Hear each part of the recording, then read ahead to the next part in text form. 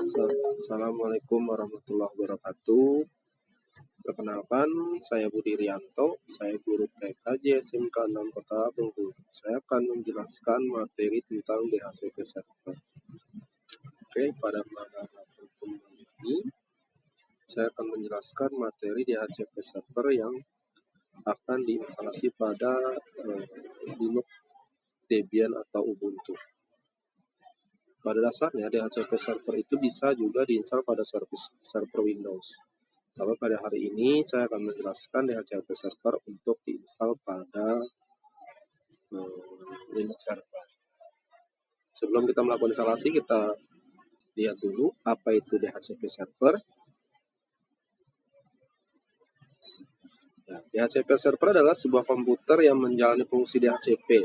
DHCP server inilah yang nantinya akan memberikan IP address kepada komputer klien dari hostnya.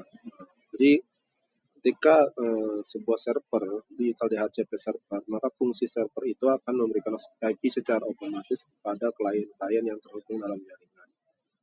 Jadi, klien-klien yang terhubung dalam jaringan itu tidak perlu lagi melakukan konfigurasi IP address secara manual. Nah, pada DHCP server ini,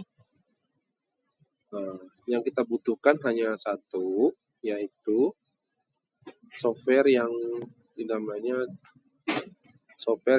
ISC DHCP server. Kenapa memakai software ISC DHCP server? Karena aplikasi yang kita gunakan atau sistem operasi yang kita gunakan adalah Linux server. Oke, yang pertama kita lakukan adalah install aplikasinya, yaitu apt get install ISC DHCP server. Nah, sebelum melakukan konfigurasi ini,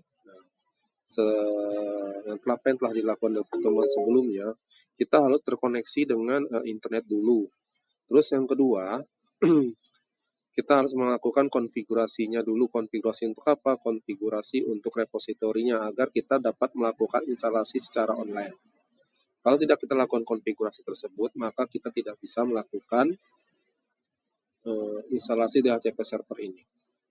Oke, setelah kita lakukan aplikasi apt-get install ISC DHCP server, langkah yang kedua adalah kita masukkan perintah nano etc dhcp atau dhcpd.conf. Nah, ketika kita melakukan ketikan ini, maka tampilan yang akan muncul di layar adalah seperti ini. Nah, tampilan ini kita ketikkan di terminal Debian atau Ubuntu. Nah, perhatikan dulu ya, sebelum kita melakukan konfigurasi, kita harus sebagai super user atau sebagai root. Oke. Nah, contoh tampilan ini yang kita lakukan ini, tampilan seperti ini. Nah, tampilan ini akan seperti ini, tapi yang harus kita perhatikan adalah subnet. Nah, dalam subnet itu adalah IP network yang akan kita berikan kepada klien. Nah, IP network itu kan kita mulai dari ini, karena kita pakai /24, maka kita IP networknya adalah kita tentukan, ini saya pakai segmen 2, jadi 192.168.2.0. Itu sih bebas sih, bisa kita pakai IP kelas C atau kelas B, kita tentukan subnetnya. Nah, itu subnet masknya itu 255.255.255.0. Nah, rank IP yang saya pakai sekarang adalah 192.168.2.16 sampai 192.168.2.22. Itu boleh bebas sih, boleh lebih dari itu. Yang batas maksimalnya adalah 254. Rank IP ini bisa kita tentukan kita sendiri. Nah, IP ini akan kita berikan kepada klien. Yang berikutnya adalah option domain name server. Ini adalah yang akan kita isikan kepada DNS 1 dan DNS 2. Ini saya pakai adalah DNS Google 88 dan 88.4.4. Nah, IP router dan IP gateway yang mengacu pada IP server. Oke. Dan option broadcast adalah IP broadcast ya 2.255.